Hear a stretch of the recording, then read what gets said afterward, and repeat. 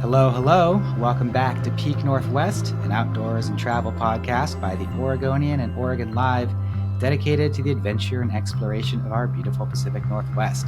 I'm Jamie Hale. And I'm Chiara Profena. Together, we take you to some of the most beautiful and interesting destinations in our region, discussing where to go, what to do, and places to see. And this week, we are circling back to one of our favorite fall topics of conversation, mushrooms. Mushrooms. It comes up every fall. Yes. I feel like all of my friends want to talk about mushrooms. Everyone wants to. I have one group of friends who always wants to say, where can I go forage some mushrooms? And the other group of friends who say, I don't want to share my mushroom foraging spots. And it's like this every year. And as a result, we kind of have a hard time getting people to talk about mushrooms here. Right. In the news media in general, because there's this sort of this secretive, it's something I do in the shadows. But a lot of people are doing it. Mm-hmm. And foraging for mushrooms, I think, is one of the greatest joys of living here in the Pacific Northwest. And we are just wanting to bring more light to all of that. That's right. Just kind of take off the cover. And while we are certainly not mushroom experts, mm-hmm. our guest today is, and we are joined by Jess Liotta, who is an independent mushroom forager and a guest instructor for Trackers Earth. So thank you for joining us today, Jess. Hi, I'm really glad to be here, and it's absolutely my favorite topic to talk about. And I also really, really concur that not being gatekeepy is my preferred way of approaching this entire topic. So I'm so excited to get more people out there, get more people feeling comfortable with what they can find out in the woods. And you've kind of been doing this for a while, and also in this position of being an instructor with Trackers Earth. Can you tell us a bit about what you do for them? Yeah, well, so I got into mushroom foraging more than 20 years ago, right here in Northwest Oregon. And for about 9 years, I was a company director at Trackers running outdoor programs and mostly not being outside as much as I would like. I was mostly behind a computer, but I always had time to go out and take my staff foraging. I did a lot of the internal mushroom training for company staff. And then once I left that position, I really loved having the opportunity to go out and teach people and make people more comfortable with being out in nature, with connecting with these mushrooms that are coming up everywhere out of the ground this time of year. And so every year I go back and I teach a class or two for Trackers just because I love having that connection to folks. It's such a great thing to share with people, right? Yeah. It really is. And I teach with other places as well and independently, but that's my primary background and sort of how I got into all of this. So what first drew you into mushroom foraging? You said, 20 years ago or so. I was always a kid that wanted to be outside. I wanted to have my shoes off. I wanted to climb the trees. I wanted to look at all the birds and the bugs and the newts and the slugs and the snails. But I never really grew up around anyone who was a mushroom forager or into any of that. So it was always a bit of a mystery to me. And when I was living in Portland, finished college, and I was hanging around here in town, some friends of mine, one was a part-time commercial forager, and the rest of them, they just liked to go out and see what was in the woods, and they brought me along with them. And my first time going out and learning to identify, I think that day we found chanterelles, we found some cauliflower mushrooms, and a few boletes. It was like I was seeing this entirely additional layer of information that had previously been a complete mystery to me. And that was really eye-opening and brought this intense passion for, well, now I need all this information. I need to know what all these are. I also am highly motivated by food. I'm an avid home cook. It is my absolute biggest hobby other than mushroom foraging. And so I very much came into it with a culinary mindset, but has really expanded because there's such an interesting and integral part of the whole ecosystem that there's an infinite amount to learn. And I pretty much stuck with it since then. I can totally relate to wanting to get into mushroom foraging because I want to eat them. That's my primary goal, what I hope to learn today. Absolutely. And no one wants to pay $50 a pound at the grocery store for mushrooms that are also 5 or 6 days old at that point. Mm-hmm. Well, this region, the Pacific Northwest, is so full of mushroom hunters and mushrooms. What is it about this place, this region, that is so good for mushrooms? I really believe that Northwest Oregon is maybe the best place in the world for mushroom Wow. foraging. I truly believe that. There are some parts of Scandinavia that are pretty good and some parts of Eastern Europe that are pretty good. But what we have going for us here is, especially, I live in Portland. Excuse me. I live in Portland. And if you're willing to drive 1 to 2.5 hours from the city, there is almost no time of year that you can't go out and find something because we have so many of these different microclimates. We have alpine ecosystems, we have coastal ecosystems, we have the Coast Range, we have the Willamette Valley itself, we have the Eastern Cascades, we have all of these different areas. And the weather and the topography is always combining to make something come up somewhere. Now, of course, this is our prime time season right now, so we're going to see the most going on in October and November. But there is something out there all year long if you are intrepid enough to find it. And well, we know that obviously fall, October, November is definitely one of the best times to go out. But can you tell us a little bit about how the weather affects the mushroom season and Mm-hmm. if like this year has been different or unique in any way? Hmm. Well, I wouldn't say unique. This year actually feels like a really classic, good old-fashioned Oregon mushroom season. Hmm. We had a decent amount of rain here and there during the summer, just enough to kind of keep things from getting completely cracker crisp dry. And then the rain showed up basically when we expect them to here in the fall. It hasn't been really cold, so you've got that really great combination of consistent water falling from the sky, and we haven't had much hard freezing below about 4,000 feet. That's going to start changing, I think, in the next week or so. I've been watching the forecast and starting to see some of those flurries and seeing things up on Mount Hood. So we're going to start to see that decline of intensity really coming up soon. But it's been a great, great year. Aside from it being sometimes a little wet for people to want to go out and be outside in it, other than that, it's been wonderful, in my opinion. So have you been out foraging this fall already? Yeah, I've been out a bunch. I've taught a few classes, both for trackers and also for Bird Alliance, and then with some private groups. And every time we're finding all kinds of stuff out there. It's been a very successful year. No one's going home empty-handed. And that's really part of why I think that being super gatekeepy about mushrooming in general isn't, I don't necessarily feel like it's not necessary because there are a lot of mushrooms in the woods and there's a lot of woods to look around in. Like there's space for most of us to go out there and to find something. And I really want as many people as possible who would like to go and have that experience. And in these classes, when you're going out and taking people for many of them for the first time, Mm-hmm. what is like the first thing you teach these people? Well, we convene at the start of the day and we talk a little bit about, the big picture overview of what I want them to take away from the classes. And we talk about some safety stuff about, how not to get yourself lost in the woods. I give everyone a safety whistle so that if they get separated from the group, they can find us.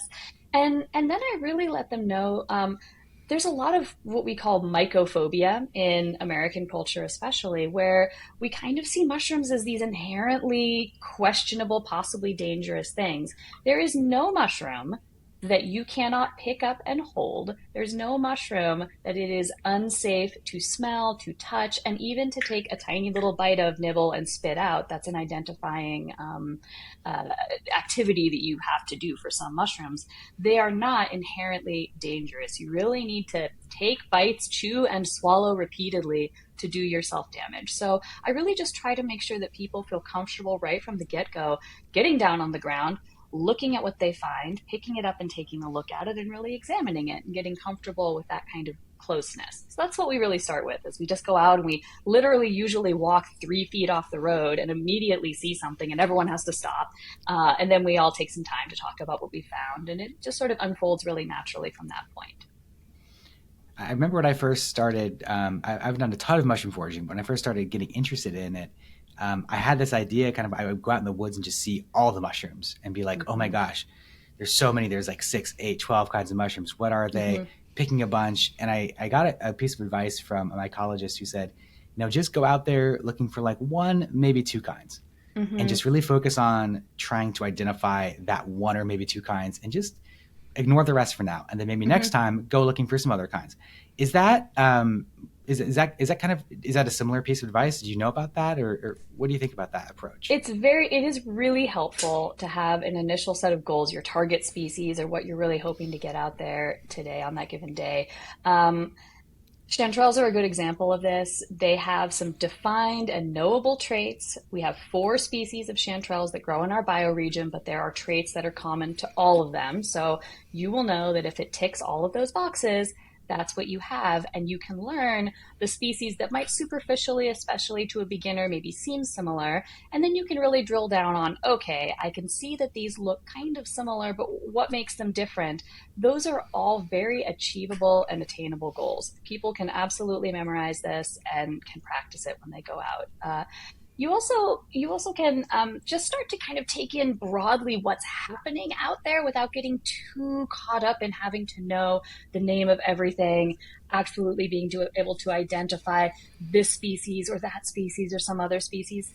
You can just take in the overall vibe of what's going on out there, and then as you start to learn more and more, then you start to pick up on, like, okay, now I know this one and now I know that one. But most foragers, especially those who are looking to get dinner out of it, they start with one species, and then maybe they add a second species, and they add maybe a third species, and they sort of go down that path. And then it's going to be maybe years before people are going to start to have enough experience and confidence, and this is very reasonable to have that pace, before they're starting to maybe consider going for ones that, okay, maybe there are some toxic lookalikes here, maybe there are some things that need a little bit more caution. You build that knowledge season over season with that kind of actual contact time out looking at what you see. And zeroing in on chanterelles, Mm-hmm. what what is the process of going about finding them? Well, so the first step, I think, is really think about where you are looking. So, chanterelles, if you go to the right place at the right time, it is genuinely kind of difficult to walk into the Oregon woods and not be near chanterelles. But what is the right place and what is the right time? You want to be looking for places that have rained within the last 2 weeks. And if it's the first rain of the season and it's been really, really dry, you might want a couple of rainstorms. The ground needs to be pretty damp and have been pretty damp for a couple of weeks. You want to be looking for places with a good diversity of predominantly conifer species. So if you go out into the forest and you're seeing a lot of these alder trees, maple trees, trees that are going to be losing their leaves everywhere, that's not a great place to look for chanterelles. Where we live, they want to be near Doug firs, they want to be near hemlocks, they want to be out in spruce forest. There's somewhere that's really that classic Oregon conifer forest. And then you want to look for places where there's a good diversity of tree age. That can be difficult in Oregon sometimes because we have second, third, fourth growth replantings in logged areas. But when you look around, if all you're seeing are skinny little baby trees that are maybe 10 years old, that hasn't given the mushroom organisms enough time to really grow and develop. So when you see trees, some are pretty big, some are pretty small, maybe some are old stumps, some are nurse logs that have fallen down, and you see that variety all within one place, that's usually a pretty good sign. And then the last thing is I like to encourage people to think about what is the ground cover. Mushrooms will grow with all of this kind of bushes and sword ferns and all of that. But if it's a really strong and thick coverage, you won't ever see them. So you really want to make sure that there's some areas that are kind of those classic Miyazaki style mossy knolls and things like that, because then you can actually see what you're looking for. Some people also really, depending on what your mobility is and what you feel comfortable with, thinking about how steep the terrain is. Google Maps has a great terrain map filter, so you can actually look at where these kind of national forest or state forest roads are. And if those maps are showing these steep, steep slopes, that's probably not going to be a lot of fun to have to haul your way up and down. So looking for places that have a gentler topography, that's really going to be helpful so you're not exhausting yourself before you've even started. So hearing that and living in Portland, my mind is like, okay, Mount Hood, Mm-hmm. it's the Coast Range, it's Mm-hmm. certain Mm-hmm. parts of the coast. Yes. maybe some stuff in the gorge. I mean, that's Absolutely. most everywhere that's outside of the valley itself, and even I'm sure Hmm. some spots in the valley itself. Absolutely, absolutely. And also, I think as Oregonians, we sometimes forget that Washington exists, but Sure. it does. And we have actually some wonderful spots also, all in that kind of southwest chunk between I-5 and the forest. And then we also, or the, excuse me, and the coast. And then we also have all of that Gifford Pinchot National Forest around Mount Adams and Mount St. Helens. Some of those places are only an hour and a half from where I'm sitting in Southeast Portland right now. So they're also very accessible, and just should be remembered that we can cross the river too sometimes. A great reminder, as always. So if someone's going out there for the first time looking for chanterelles, is there any sort of caution of any mushroom they could be confused with, or anything they should really keep in mind if they're searching for those? That's going to be true for any mushroom that you go out and look for. And I hesitate to get too far into the weeds with a verbal description. This is why I really like to have my classes where my folks go out and they literally can pick up a chanterelle and pick up a lookalike that I found and hold them up together and say, all Mm-hmm. right, what is the similarity and what is the difference? There's a few mushrooms that have that kind of goldenish look to them, but then you turn them over and you see they have a different shape on the bottom. Or maybe chanterelles are always and exclusively completely solid all the way down through. So maybe you cut it in half and you see it's actually hollow down the middle.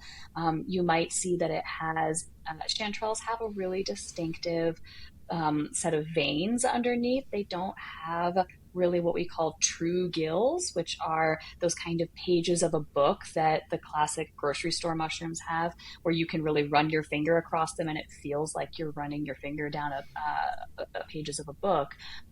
They don't have that. And so these are the kinds of things that you're looking for as you're differentiating your species. There's going to be some things on Mount Hood that maybe look a little like chanterelles, and different things on the coast that look a little like chanterelles.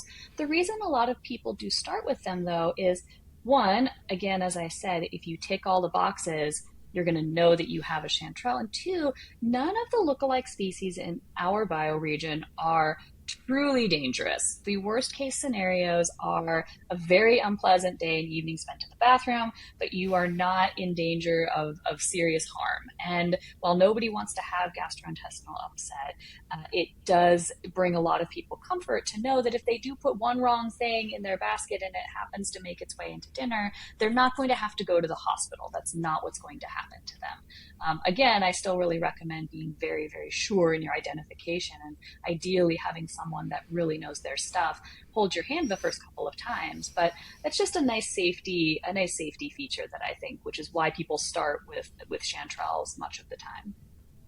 Well, I'm guessing too that one of the reasons you can start with chanterelles is because I mean, they're a pretty tasty mushroom. They're Once you, really delicious. Yes. yeah. So when you go out, you forage your chanterelles, you bring them Mm-hmm. home. What do you do with them? What's your preparation? Well, it depends, first of all, on what condition that they're in. So if I come back and it's been pouring rain, all the mushrooms are covered in rainwater and they're soaking wet, the first thing I do is I set a towel out on my table and I literally lay them all out so they're not touching each other. And I just let them sit for a couple hours so that that surface moisture has a chance to kind of dry off a bit. And then at that point, it's so much easier to clean them. I also would really recommend when you're out foraging, it's easy to get distracted and find something cool and you put it in your basket or your bag, and then you find and you put it in your basket. If you take 5 seconds when you harvest a mushroom to just brush it off, maybe cut the dirty end off of it, and then put it in there, do a little field cleaning, all of that dirt is not going to then cover everything in your bag or basket, and your cleaning is going to be a lot easier. So you dry them off and then I brush them and kind of get them a little clean. Some of them need a bit of a rinse. This is controversial in the mushroom world, but I strongly feel that they've been out in the forest getting rained on for days and days and days. And a quick hit with the spritzer setting on my sink is not going to turn them into a soggy mess. And then once they're pretty clean and ready to go, that's the point at which they're ready to prepare. The cool thing about chanterelles is while they have a really distinctive flavor and it's really delicious, they're also really versatile. So pretty much any recipe that's a generic mushroom recipe from anywhere in the world is going to work pretty well with them. So you can substitute them for almost anything. There is one important preparation step though that you really have to do as part of step zero, and that's called a dry saute. So chanterelles have a lot of moisture in them. Most wild mushrooms do. And it's really important to get some of that excess moisture out because otherwise it kind of gives them a less pleasant texture and also kind of dilutes the flavor. Dry sauteing means that you heat your pan up pretty high and you take your mushrooms, you can slice them. Chanterelles also tear into pieces really easily. So when they're big, sometimes I just literally tear them into 4 or 5 pieces. And then you put them in that hot pan with no oil, with nothing on them, and you just let them sit. And then all that moisture comes flooding out. It briefly looks like you're making a soup, and then all the water starts to boil. You let it boil off, and then once they just start to stick, that's where you can proceed with whatever your recipe says. Maybe you're adding your oil, your garlic, your salt, your seasonings, you're taking it out because it's going in a soup, whatever is happening next at that point. But the dry saute step is step zero is essential, I think, for optimum respect for the ingredient. That's good to know. It's not something I would have thought to do. So, Mm-hmm.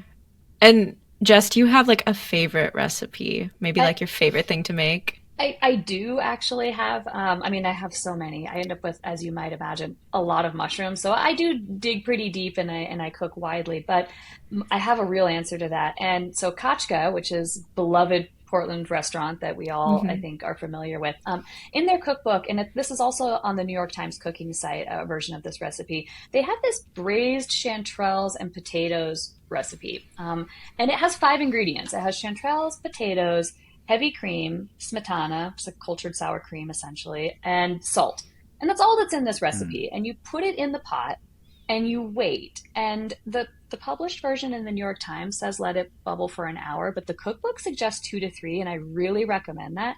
And you just let it cook and cook and cook and cook, and then all that heavy cream, all that smetana kind of concentrates down, and you end up with the absolute least photogenic pot of food that is one of the most wildly delicious things I've ever eaten. A little goes a long way because it's incredibly rich, but it is so good. And it really brings out that kind of savory, umami, wonderful texture. Everything that we love about mushrooms is an absolute banger in that particular dish. So that's my recommendation. And it takes a lot of chanterelles, so it's a good one for when you start foraging because no one again wants to go out and pay 20, 30, $40 a pound, especially when a recipe is calling for several pounds of it. When you go out foraging, then suddenly that becomes a really reasonable thing to make as a side dish for dinner or Thanksgiving.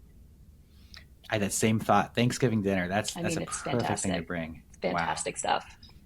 So I know we've been talking a lot about chanterelles. I wonder if we could just shout out some other good mushrooms you can forage in the Northwest. So what else is out there that you like to show people? Yeah, I mean, just also, it's so wonderful just to get inspired, even if you don't quite yet know what they look like or how to find them. Just knowing that they're waiting for you as you progress through the whole process. We have a lot of porcini, and there are several species within the greater porcini expanded universe. We've got king boletes and queen boletes, and then a few others. Oregon is wonderful for that.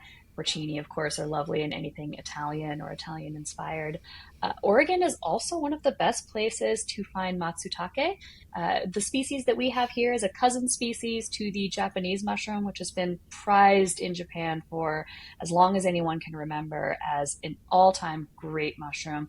And a few decades ago, some folks realized that there is a pretty much identical species growing right here.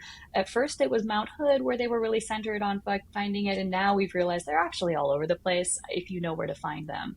Matsutake are really wonderful, wonderful mushrooms with a very unique odor, kind of a cinnamony, sort of savory aroma that is perfect for anything that is in the Japanese culinary pantheon.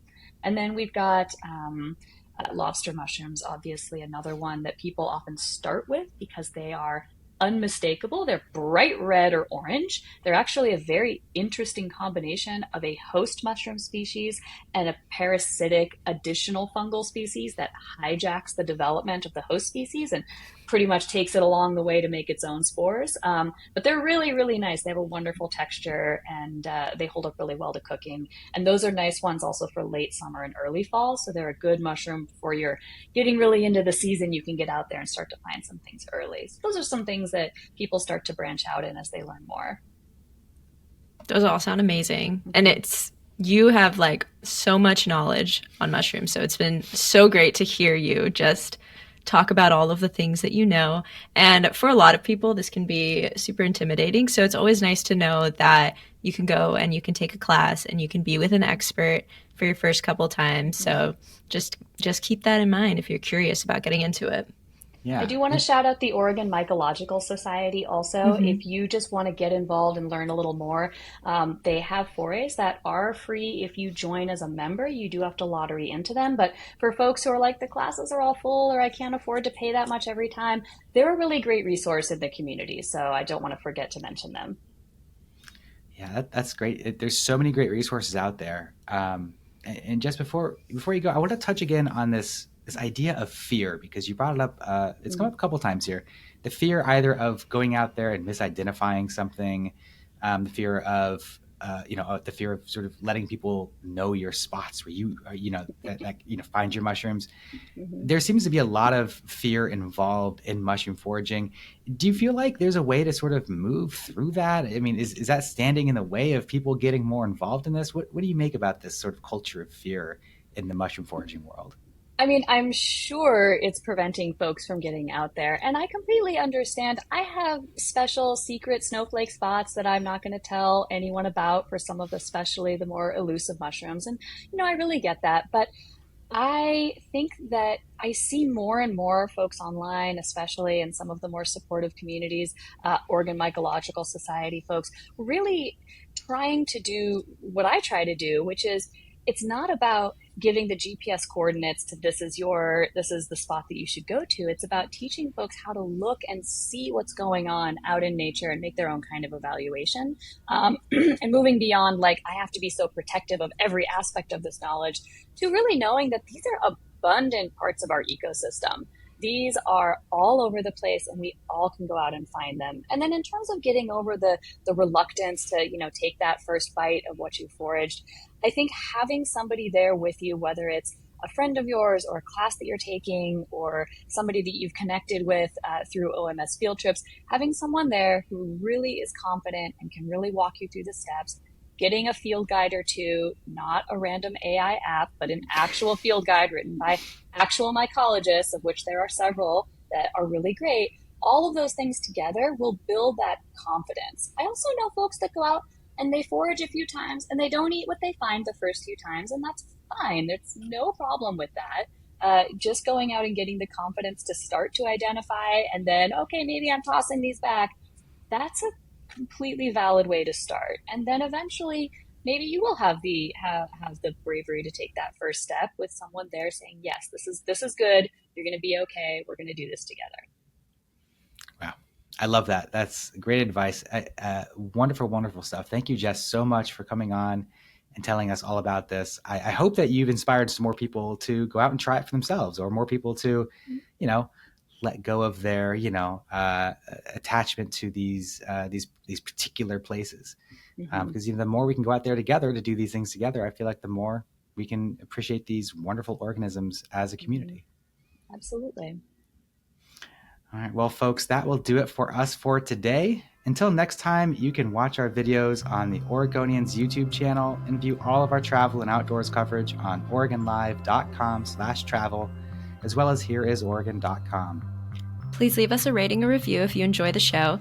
And if you want to support this podcast as well as our local journalism, please consider a subscription to Oregon Live.